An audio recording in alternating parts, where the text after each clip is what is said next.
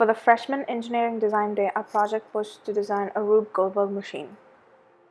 So, what is a Rube Goldberg machine? Well, it's basically employing a bunch of different simple machines to complete an easy task. For the simple machines, you can use planes, a wheel and axle, a pulley, a wedge, a screw, and you can also use a lever.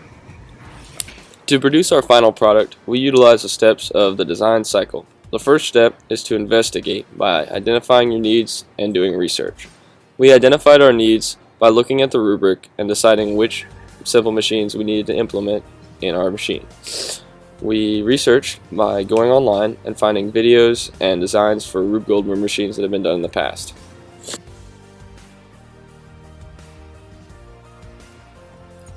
After planning and collecting the necessary materials, we went to the craft center to create our product. It took us a lot of prototyping for the individual steps, but we found that it would be impractical to prototype an entire machine because it would take too long to produce, so we did each one individually. Eventually, we came up with a working machine. Alright, after we completed a Rube Goldberg machine containing 6 to 7 simple machines, we had to test the machine as a whole to make sure all the steps interacted correctly. During the testing phase of the project, we noticed that our simple machines were not aligned perfectly, so the marble kept falling down. To fix this problem, we added different weights to the cup that was attached to the pulley and adjusted the length of the levers so the system was balanced and that all the simple machines were aligned. It took some refinement and testing to make sure that the steps that we had tested individually worked correctly together. So, for our project, we only used 4. Just come on over here, check out this beautiful masterpiece. So what we got here, starting off with an inclined plane.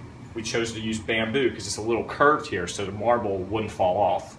And we got a little pulley action here for the pulley fans back at home. Okay, and we got a little lever right here that's attached to one of the spokes of a wheel and axle, which is attached to another lever. I know, it's pretty difficult stuff. I don't know if you can follow along.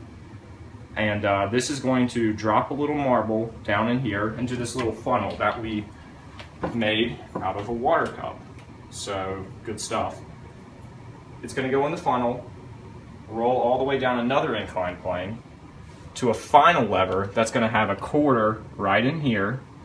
It's going to drop, quarter's going to fall into the cup. Bada bing, bada boom.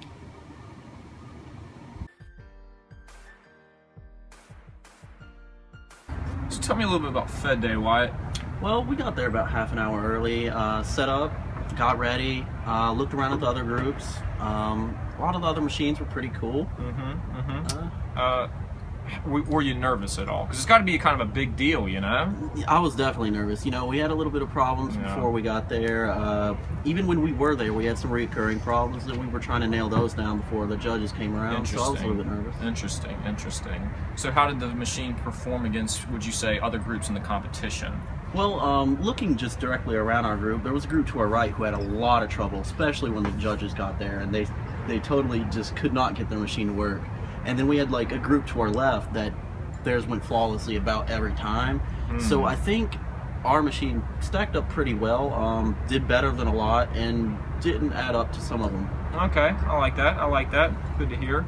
So how did it perform when the judges actually came, though? Because that's kind of the big deal. Right. Now, when the judges came around, we actually had a couple of screw-ups. It didn't work about 2 times before we actually got it to start working. We had a couple problems where it just kept missing the funnel. Did that really affect how you did in the competition? How did you stack up, at the end?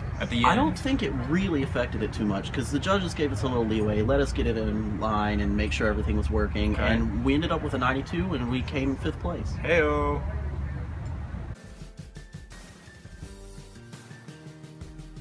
So, Cassie, what would you have done differently and what would you recommend to future students? Well, I would definitely recommend that we would start earlier because we had a little trouble on our scheduling and when we actually started our project. So I definitely think that's a good idea because it takes a lot of time, and even though we knew that we would need a lot of time, we still didn't really get on the game. I also think it'd be a good idea to make it look a little more aesthetically pleasing. Yeah. I mean, it doesn't You look. think so? Yeah, I mean, it looks good, but I mean, I'm not gonna lie. The backside could have used a little more, but They're not what are you see gonna that. do? What are you gonna do? You know? Yeah. So I think that's very important. Also, that we just planned our materials well, because we had a few wasted materials. That's so true. That's very so true. So we wasted a lot of time on that and money Hey, on that. but it was a learning experience. It was a learning experience. Teamwork.